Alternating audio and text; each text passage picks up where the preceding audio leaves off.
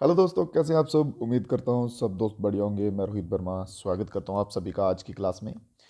तो second class special GK GS की series जो हम चला रहे हैं, ठीक है, उसके सेकंड क्लास का क्वेश्चन नंबर 21 से स्टार्ट करेंगे। तो जल्दी से सभी दोस्त जो हैं वो जुड़ जाइए। और उससे पहले सभी दोस्तों से एक रिक्वेस्ट है कि जो कुछ भाई अपने साथ नए जुड़े हैं, क्लासेस समझ आती हैं, क्वेश्चन अच्छे लगते हैं, चैनल को सब्सक्राइब कर दीजिएगा ताकि और भी जो क्लासेस आएंगे मैथ्स के, रीजनिंग के, सभी वो आपको नोटिफिकेशन मिलता रहे, ठीक है। और अपने दोस्तों के साथ भी शेयर कीजिएगा। तो आज का फर्स्ट क्वेश्चन देखते हैं। अश्वघोषा को लेकर फर्स्ट क्वेश्चन आज है, ठीक है। अश्वघोषा जिन्होंने बुद्ध चरिता लिखा था, ठीक है, महात्मा बुद्ध की बायोग्राफी। इससे एक चीज़ और बता रहा हूँ, जो कुछ भाई इंग्लिश वाले हैं, ठीक है, जो नॉर्थ वाली साइड से देखते हैं, जो साउथ वाली साइड से देखते हैं, वो बच्चे इंग्लिश मीडियम के हैं। जो सेंट्रल इंडिया के हैं वो बच्चे हिंदी मीडियम के हैं, ठीक है। तो सेंट्रल वाले बच्चे जो हैं वो हिंदी मीडियम वाले बच्चे, उनके लिए हिंदी में क्वेश्चंस पूरा टाइप है, ठीक है। आप हिंदी में भी पढ़ सकते हैं अगर आपको इंग्लिश में प्रॉब्लम आ रही है, और इंग्लिश वाले बच्चे इंग्लिश में देख सकते हैं, ठीक है। बाकी पीडीएफ्स जो है वो आपको ग्रुप पे दे दी जाएंगी बीच बीच में, ठीक है। तो पूछा गया है कि बायोग्राफी ऑफ बुद्धा, बुद्ध चरिता जो अश्वघोषा ने लिखी थी, वो किसके कोर्ट में रहते थे। ठीक है, तो वो किसके कोर्ट में रहते थे। क्वेश्चन नंबर पहला, सबसे पहले चलिए आंसर आने दीजिए और साथ साथ में कमेंट बॉक्स में अपने आंसर देते जाइएगा, ठीक है। तो ये रहते थे किसके कोर्ट में, तो ये रहते थे कनिष्का। ऑप्शन नंबर सी जो है बिल्कुल सही आंसर रहेगा, ठीक है। और कनिष्का ने जो है वो फोर्थ कुंडल वन जो है, कुंडलयान की बुद्धिस्ट काउंसिल करवाई थी। बुद्धिस्ट काउंसिल कुंडलयान में करवाई थी कनिष्का ने, ठीक है। और इसी के साथ साथ बात की जाए अश्वघोष की, कालिदास से पहले 5th सेंचुरी में, कालिदास से पहले ये एक महान कवि थे, ठीक है। और अगर हम बात करें दूसरे ऑप्शंस की, दूसरे ऑप्शंस को देखें तो यहाँ पे अशोका आते हैं। अशोका जो हैं वो बिंदुसार के बेटे हैं, ठीक है। अशोका बिंदुसार के बेटे हैं। और बिंदुसार जो है ये चंद्रगुप्त के बेटे हैं। चंद्रगुप्त के बेटे हैं जिन्होंने मौर्य डायनेस्टी जो है इस्टेब्लिश की थी, ठीक है। चंद्रगुप्त, चंद्रगुप्त के बेटे बिंदुसार, बिंदुसार के बेटे अशोका, ठीक है। चलिए, उसके बाद एक गौतमी, गौतमी पुत्र सतकर्णी बचते हैं। गौतमी पुत्र सतकर्णी जो हैं, इन्हें डिस्ट्रॉयर ऑफ शाकास कहा जाता है। अगर क्वेश्चन आ जाए डिस्ट्रॉयर, डिस्ट्रॉयर ऑफ शाकास, तो आएगा हमारा आंसर गौतमी पुत्र सतकर्णी जो है बिल्कुल सही रहेगा। नेक्स्ट क्वेश्चन पे चलते हैं, question number 22। What is the primary goal of the Global Biofuels Alliance launched by PM Narendra Modi. ठीक है, बायोफ्यूल्स अलायंस जो है, ग्लोबल बायोफ्यूल अलायंस जो है, ये G20 में भी आई थिंक इसका किया गया था। तो इसका जो है मेन मोटिव, या आप कह सकते हैं कि मेन गोल वो क्या है, ठीक है, ग्लोबल बायोफ्यूल अलायंस का। चलिए जल्दी से आंसर आने दीजिए। तो इसका जो मेन मेन गोल आप कह सकते हैं वो है बूस्ट करना डिमांड और टेक्नोलॉजी को ट्रांसफर करने के लिए प्रोडक्ट्स ऑफ बायोफ्यूल। तो ऑप्शन नंबर सी जो है इसमें बिल्कुल सही रहेगा। अगला क्वेश्चन देख लेते हैं। Highest peace time gallantry award is, highest peace time, सर्वोच्च शांति समय वीरता पुरस्कार इनमें से कौन सा है। वीर चक्र, महावीर, अशोक या फिर परमवीर। तो अशोक चक्र जो है हमारा ऑप्शन नंबर डी बिल्कुल सही रहेगा। अशोक चक्र जो है हाईएस्ट पीस टाइम अवार्ड है। फिर अशोक चक्र से नीचे कौन सा आता है, कीर्ति आता है, ठीक है, कीर्ति चक्र। फिर कीर्ति से बाद कौन सा आता है, शौर्य चक्र। ये याद रखिएगा, नोटबुक लेके बैठिएगा ये सभी मेरे भाई, नोट्स बनाते जाइएगा, ठीक है। बात की जाए इसके सिवा, यहाँ पे आता है परमवीर चक्र। ये हाईएस्ट मिलिट्री डेकोरेशन अवार्ड है, ठीक है, हाईएस्ट मिलिट्री डेकोरेशन अवार्ड जो है ये परमवीर चक्र के नाम आता है। नेक्स्ट क्वेश्चन पे चलते हैं, क्वेश्चन नंबर 24। क्लोज्ड इकोनॉमी से आप क्या समझते हैं, ठीक है। The closed economy, in the economy in which, closed economy वह कौन सी इकोनॉमी होती है जिसमें कोई फॉरेन ट्रेड नहीं होता है, ठीक है। ना ही हम एक्सपोर्ट करते हैं, ठीक है, एक्सपोर्ट करते हैं, और ना ही हम चीज़ों को इंपोर्ट करते हैं। इंपोर्ट होता है बाहर के देशों से चीज़ों को लेना, और एक्सपोर्ट होता है अपने देश की चीज़ों को बाहर के देशों में बेचना, ठीक है। जब हम इंपोर्ट एक्सपोर्ट कुछ नहीं कर पाते हैं तो उसे क्लोज्ड इकोनॉमी कहा जाता है। तो ऑप्शन नंबर डी जो है इसमें बिल्कुल सही आंसर रहेगा। सभी दोस्त जो हैं मेरे बच्चे कमेंट बॉक्स में आंसर्स देते जाइए अपने, ठीक है, गलत राय सही जो भी हो। और अगर किसी कोई क्वेश्चन में डाउट रह जाए, आपको कोई क्वेश्चन समझ नहीं आता है, तो डेफिनेटली कमेंट बॉक्स में पूछ सकते हैं आप। उसके सिवा सोशल मीडिया के हैंडल्स डिस्क्रिप्शन में दिए रहेंगे, ठीक है, इंस्टाग्राम, व्हाट्सएप, ये वो, तो आप वहाँ पे भी मैसेज कर सकते हैं। चलिए नेक्स्ट क्वेश्चन की तरफ चलें। अगला क्वेश्चन क्या कहता है, क्वेश्चन को ध्यान से पढ़िएगा। Temple was built during the range of Narasimhan Varman to and is among a number of in the movement Malappuram on the Coromandel coast Tamil Nadu. हाँ, देखिए क्वेश्चन में सिंपल इतना सा बोला गया है कि नरसिम्हन वर्मन टू के टाइम पीरियड पे एक टेम्पल बना था जो कि हिंदू मॉन्यूमेंट्स में डाला जाता है मालापुरम में, ठीक है, और है कहाँ पे, वो कोरमंडल कोस्ट पे है, तमिलनाडु में। आपको लास्ट डे मैंने कोस्ट का बताया था, कोरमंडल कोस्ट आप सभी को मालूम है ना कहाँ पर है, ठीक है, ये एरिया जो है ये है कोरमंडल कोस्ट का, ठीक है, यहाँ पे है कोरमंडल कोस्ट। तो यहाँ पे जो है कोरमंडल कोस्ट पे एक टेम्पल है, उसका नाम बताना है हमें कौन सा है, जो कि नरसिम्हन वर्मन टू के टाइम पीरियड में बनाया गया था, ठीक है। और ये टेम्पल है शोर टेम्पल। इसे कौन सा कहा जाता है, शोर टेम्पल, तट्य मंदिर जो है इसे कहा जाता है। ये फेमस क्यों है, या आप कह सकते हैं खास क्यों है, क्योंकि ये ग्रेनाइट के ब्लॉक से बनाया गया। ग्रेनाइट आपको मालूम है ना, ग्रेनाइट, उसके रॉक्स, उसके ब्लॉक्स कह सकते हैं आप, उसके डब्बों से जो है वो बनाया गया है, ठीक है। और इस टाइम पे, जिस टाइम ये बनाया गया था, उस टाइम पे ये पॉइंट जो है सबसे बिजिएस्ट पॉट हुआ करता था, बिजी पॉट हुआ करता था उस टाइम पे, ठीक है। कोरमंडल कोस्ट, यहाँ पे ये मंदिर बनाया गया था। इसी के साथ सभी बच्चे जो हैं मेरे भाई, लाइक करते चलिएगा वीडियो को और चैनल को सब्सक्राइब कर दें। क्वेश्चन समझ आ रहे हैं तो प्लीज़ लाइक भी कीजिएगा और चैनल को सब्सक्राइब कीजिएगा अगर आपने अभी तक सब्सक्राइब नहीं किया है, ठीक है, ताकि और भी जो वीडियोस वगैरह रहेंगे वो आपके तक टाइम टू टाइम पहुंचते रहेंगे। नेक्स्ट क्वेश्चन देख लेते हैं। विच of the following country won the highest number of gold. किस देश ने सबसे ज़्यादा गोल्ड मेडल जो है जीते टोक्यो ओलंपिक्स 2020 में, ठीक है। देखिए आप इसको ऐसा मत सोचिए कि ये सर करंट अफेयर का क्वेश्चन हो सकता है, ठीक है। देखिए जो ऐसे क्वेश्चंस रहते हैं ना, अगर वो करंट ईयर में आ रहे हैं तो वो करंट अफेयर्स के कहलाएंगे, बाद में वो स्टैटिक्स जीके बन जाता है, स्टैटिक्स जीके में आ जाते हैं, ठीक है। जैसे ये इतिहास में आ जाएगा भाई, स्टैटिक्स जीके में ये काउंट होगा, ठीक है। तो 2020 पैरालंपिक्स में सबसे ज़्यादा गोल्ड जीतने वाला कौन था, वो था चाइना, ठीक है। अप्रोक्सीमेटली 96 गोल्ड जो है वो चाइना ने जीते थे। और अपने इंडिया की बात की जाए तो इंडिया ने जो है टोटल 5 गोल्ड जो है 5 गोल्ड जीते थे, और पोजीशन रही थी 24th, 24वें नंबर पर भारत जो है वो रहा था, और 5 गोल्ड अपने नाम किए थे। अगला क्वेश्चन है यीस्ट के ऊपर क्वेश्चन है।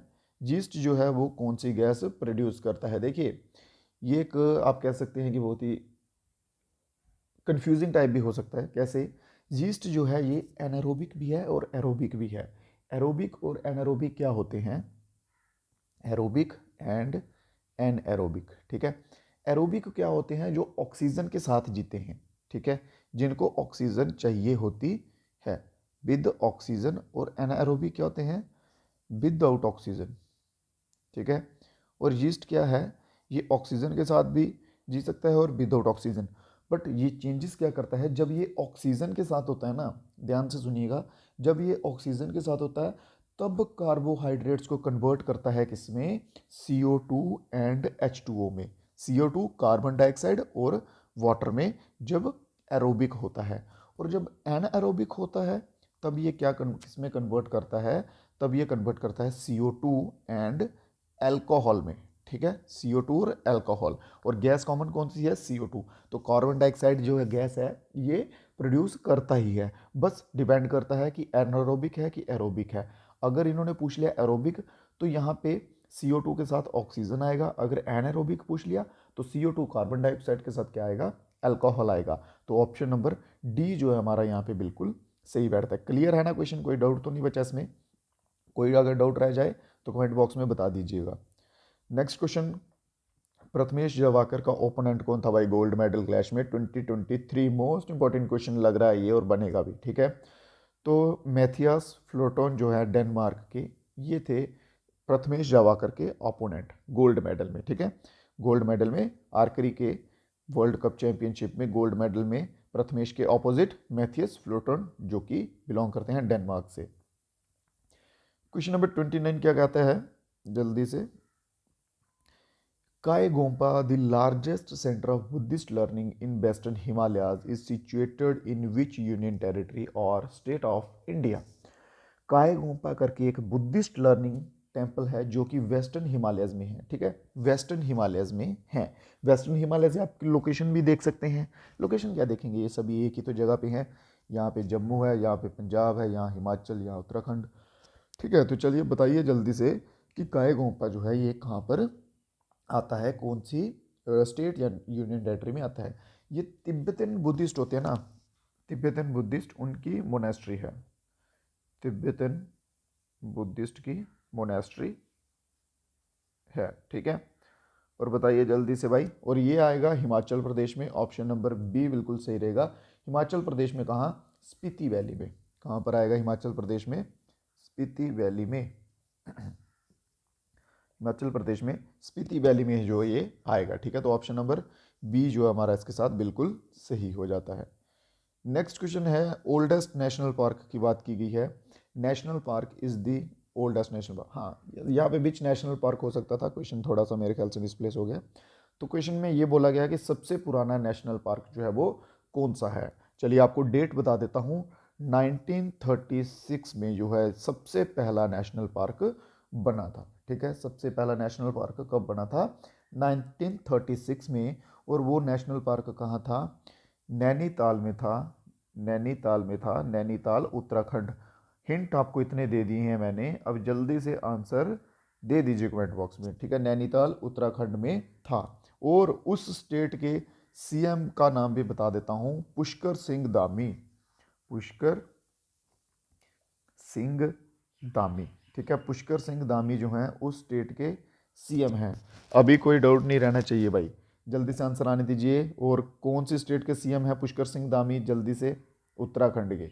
और जिम कॉर्बेट नेशनल पार्क जो है ऑप्शन नंबर ए जो है बिल्कुल सही रहेगा। Option number A, Jim Corbett national park जो है सबसे पुराना जो है मेरे भाई वो नेशनल पार्क बन जाता है। नेक्स्ट क्वेश्चन की तरफ चलते हैं। विच of the following heritage site has the Dravidian style of architecture. इनमें से कौन सी साइट है, हेरिटेज साइट्स वो होती हैं जो यूनेस्को में आती हैं, ठीक है। यूनेस्को में जो साइट्स आती हैं वो हेरिटेज साइट्स में काउंट होती हैं। जस्ट अ मिनट, ठीक है। तो यहाँ पे पूछा गया द्राविडियन स्टाइल में कौन सी है, तो द्राविडियन स्टाइल में कौन सी आएगी, हम्पी आएगी। और हम्पी जो है वो किस स्टेट में आता है, जल्दी से, हम्पी का लोकेशन जो है, हम्पी किस स्टेट में आता है, कर्नाटका में, कर्नाटका में हम्पी जो है आएगा। Option number 31, question number option number A जो है बिल्कुल सही हो जाएगा। नेक्स्ट क्वेश्चन देखते हैं, क्वेश्चन नंबर 32। चलिए ये क्वेश्चन समझने वाला है, लिख लीजिएगा अगर नहीं समझ आएगा तो, ठीक है। इसको नोटबुक पे लिख लीजिएगा। इस क्वेश्चन में एक फार्मूला लगता है भाई। यहाँ पे क्वेश्चन में उन्होंने पूछा कि 25 डिग्री सेल्सियस जो है वो कितने फ़ारेनहाइट स्केल्स के बराबर होता है। यहाँ पे एक फार्मूला होता है इसका, ठीक है। फार्मूला क्या होता है, सेल्सियस प्लस जस्ट मिनट 9/5, ठीक है, प्लस 32 इजिकल्स टू फ़ारेनहाइट्स। ये इसका होता है फार्मूला, ठीक है। जितने भी डिग्री सेल्सियस जहाँ पे पूछा हो, जितने डिग्री सेल्सियस पूछा हो वो उसको हम यहाँ पे रखेंगे, इंटू 9/5, मान लीजिए कि 5 सेल्सियस है, इंटू 9/5 प्लस 32 इजिकल्स टू कितना बनेगा, 5 से कटेगा, 9 + 31 इजिकल्स टू 41 फ़ारेनहाइट्स के बराबर होगा 5 डिग्री सेल्सियस, ठीक है। इस तरह से जो है ये क्वेश्चन निकालना है। अब आप सभी बच्चे इसको सॉल्व करके जल्दी से मेरे को बताइए कि 25 डिग्री सेल्सियस जो है वो कितने के बराबर होगा, ठीक है। ये आपके होमवर्क का क्वेश्चन है। सभी बच्चे ईमानदारी से बिना गपला किए ये क्वेश्चन सॉल्व करेंगे खुद से, और आंसर जो है वो कमेंट बॉक्स में देंगे, ठीक है। ये फार्मूला आपको मैंने बता दिया है। नेक्स्ट क्वेश्चन पे चलते हैं। क्रिकेट वर्ल्ड कप की बात की गई है, 1983 का वर्ल्ड कप, जो कि कपिल देव उस टाइम पे थे, और वर्ल्ड कप जो है वो इंडिया के नाम पे आया था, ठीक है। इंडिया ने वर्ल्ड कप जीता था। और इन्होंने पूछा है कि वो कहाँ पर हुआ था। बात की जाए कहाँ पर हुआ था, तो वर्ल्ड कप हुआ था इंग्लैंड में। कहाँ पे, इंग्लैंड में वर्ल्ड कप हुआ था। और कौन कौन सी टीमें जो हैं वो फाइनल में पहुंची थी, ठीक है। तो फाइनल में पहुंची थी इंडिया, और इंडिया के ऑपोजिट में कौन थी ऑपोजिशन में? वेस्ट इंडीज़ जो है इंडिया के ऑपोजिशन में थी उस टाइम, जो कि रनर अप टीम थी वेस्ट इंडीज़। चलिए नेक्स्ट क्वेश्चन देखते हैं। अगला क्वेश्चन क्या कहता है? Dash is the most common unit for measuring ozone concretion, ठीक है, कंसंट्रेशन। ओजोन कंसंट्रेशन में मेज़र करने के लिए मोस्ट कॉमन यूनिट जो है वो कौन सी है? तो वो आ जाएगी डॉप्सन, ठीक है। ऑप्शन नंबर डी, डॉप्सन जो है ये मोस्ट कॉमन यूनिट है मेज़र करने के लिए, ओजोन कंसंट्रेशन मेज़र करने के लिए। ओजोन का फॉर्मूला क्या होता है? O3। मैंने लास्ट डे, हाँ लास्ट डे मैंने व्हाट्सएप ग्रुप पे पोल क्रिएट किया था, उसमें ओजोन्स का पूछा था कि कितने इसमें लेयर्स बनते हैं, ठीक है। तो O3 वाला इसमें आंसर बिल्कुल सही था। नेक्स्ट क्वेश्चन की तरफ चलते हैं। अगला question, what was the name of the king Ashoka daughter? हाँ, बात की जा रही है यहाँ पे अशोका की, ठीक है। अशोका द ग्रेट जिन्हें कहा जाता है, अशोका की डॉटर जो है उनका नाम पूछा गया यहाँ पे, ठीक है, जिनको कि बुद्धिस्ट मिशनरी के रूप में इन्होंने भेजा था। अशोका के दो बच्चे थे, एक लड़का था, ठीक है, जिसका नाम महेंद्रा था, ठीक है, और लड़की थी जिसका नाम था संघमित्रा। ऑप्शन नंबर डी इसमें संघमित्रा बिल्कुल सही है, ठीक है। महिंद्रा जो है उसका लड़का था अशोका का, और संघमित्रा उसकी लड़की थी। इसने इन दोनों को जो है बुद्धिज़्म प्रमोट करने के लिए भेजा था एज अ मिशनरी, ठीक है। और इवन कि श्रीलंका में भी इसने अपने बच्चों को भेजा हुआ था कि भाई बुद्धिज़्म का प्रचार करो और लोगों को बताओ कि बुद्धिज़्म क्या है, बुद्धिज़्म में ज्वाइन करो, ठीक है। चलिए इसी के साथ आगे बढ़ते बढ़ते हुए सभी दोस्त जो हैं वो लाइक कर दे वीडियो को, जितने बच्चे देख रहे हैं एक बार, ठीक है। और जिन बच्चों ने सब्सक्राइब नहीं किया चैनल को सब्सक्राइब भी कर दें, बाकी के वीडियोस भी जो हैं आपको नोटिफिकेशंस में दिखते रहेंगे। नेक्स्ट क्वेश्चन क्या कहता है? Question number 36, which of the following article of Indian constitution empower the president to appoint prime minister? कौन सा भारतीय अनुच्छेद है, संविधान का अनुच्छेद है जो कहता है कि भारत का प्रधानमंत्री जो है नरेंद्र मोदी जो है उसकी अपॉइंटमेंट द्रौपदी मुर्मू जो है हमारी प्रेसिडेंट जो है वो करेंगे, ठीक है। ये किस आर्टिकल में मेंशन किया हुआ है? जल्दी से क्वेश्चन नंबर 36 जल्दी से आंसर आने दीजिए। तो ये कहा गया है आर्टिकल नंबर 75 में। आर्टिकल नंबर 75 में कहा गया कि प्राइम मिनिस्टर होना चाहिए और अपॉइंट होना चाहिए प्रेसिडेंट के द्वारा, ठीक है। चलिए इसके सिवा और भी आर्टिकल्स हैं। आर्टिकल नंबर 71 देख लीजिए, आर्टिकल नंबर 71 देख लीजिए। आर्टिकल नंबर 71 क्या कहता है कि इलेक्शन के रिलेटेड जो भी डिसीजन होंगे वो प्रेसिडेंट और वाइस प्रेसिडेंट के, ठीक है, वो लिए जाएंगे। प्रेसिडेंट और वाइस प्रेसिडेंट के रिलेटेड जो भी इलेक्शन के डिसीजन होंगे वो इसमें लिए जाएंगे आर्टिकल 71 के अंडर, सुप्रीम कोर्ट के साथ लिए जाएंगे, और ये क्वेश्चनेबल नहीं होगा। इनके ऊपर कोई भी इंसान व्यक्ति जो है वो क्वेश्चन नहीं कर सकता कि ऐसा क्यों किया गया है, ठीक है। और इसके सिवा इंपॉर्टेंट आर्टिकल आता है आर्टिकल 72। आर्टिकल 72 याद रखिए। आर्टिकल आपने सुना होगा ना कि प्रेसिडेंट जो होता है, राष्ट्रपति होता है, वो कोई भी सज़ा जो है वो माफ़ कर सकता है। अगर किसी व्यक्ति को उम्र कैद है या फांसी दे दी गई है, कुछ भी है, तो वो प्रेसिडेंट जो है वो माफ़ कर सकता है। वो आता है आर्टिकल नंबर 72 में, ठीक है। और आर्टिकल नंबर 74 भी इंपॉर्टेंट रहता है इसी के साथ कि एक काउंसिल ऑफ मिनिस्टर्स होनी चाहिए, काउंसिल ऑफ मिनिस्टर्स होनी चाहिए। ये कौन कहता है काउंसिल ऑफ मिनिस्टर होनी चाहिए? Article number 74। नेक्स्ट क्वेश्चन देखते हैं। अगला क्वेश्चन क्या कहता है? Which type of soil is predominantly found in Deccan lava tract in India? ये क्वेश्चन मैंने लास्ट डे आई थिंक कराया था, मैप बना के जब आपको बताया था मैंने, ठीक है, कि कौन कौन से एरिया में कौन कौन सी सॉइल्स जो हैं वो पाई जाती हैं, ठीक है। चलिए तो यहाँ पे पूछा है उन्होंने डेक्कन, डेक्कन का एरिया कौन सा है? डेक्कन का एरिया आएगा भाई ये वाला, ठीक है, ये आएगा डेक्कन का एरिया। और यहाँ पे कौन सी सॉइल पाई जाती है? यहाँ पे पाई जाती है ब्लैक सॉइल, ठीक है। फिर इसके सिवा मैंने बताई थी आपको रेड सॉइल जो कि इस एरिया में पाई जाती है।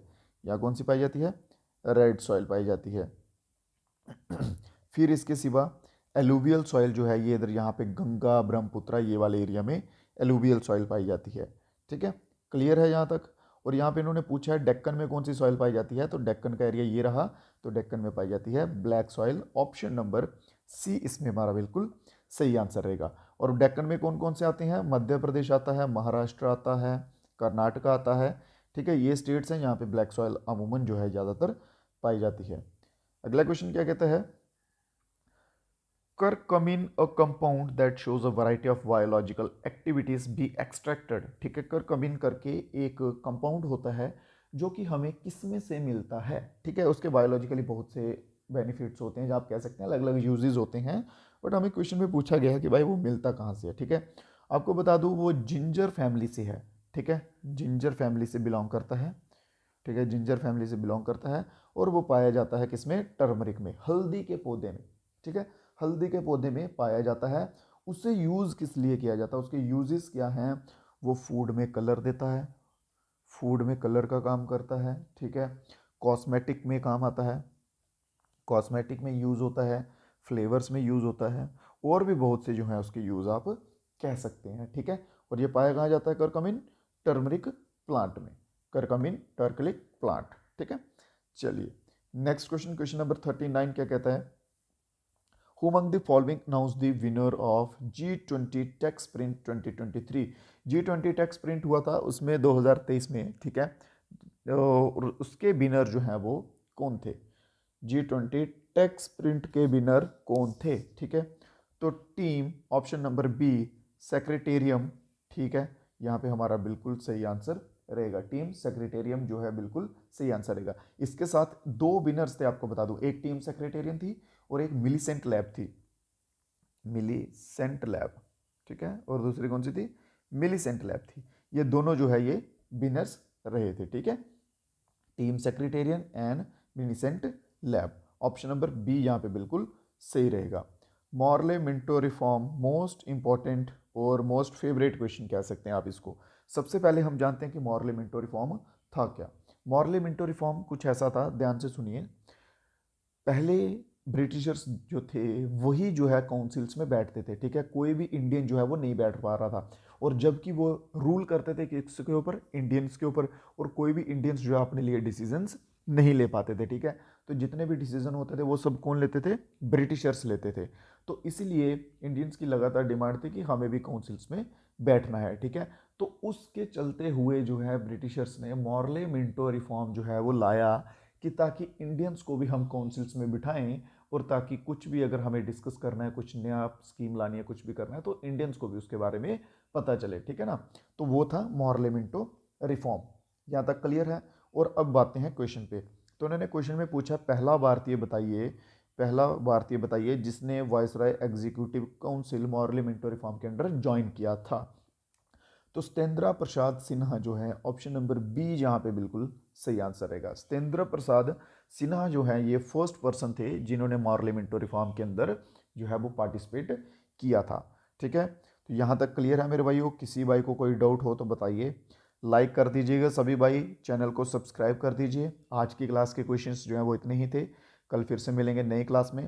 तब तक आप सभी मेरे भाई वीडियो को शेयर वगैरह करना मत भूलिए। ठीक है, अपने और जो दोस्त हैं जो तैयारी कर रहे हैं एग्जाम्स की, उनके साथ भी वीडियो को शेयर कीजिए। और अगर वीडियो अच्छा लगता है तो वीडियो को लाइक भी कीजिएगा, नए हैं तो चैनल को सब्सक्राइब कर लीजिए। बाकी क्लासेस जो हैं वो भी टाइमली चल रही हैं।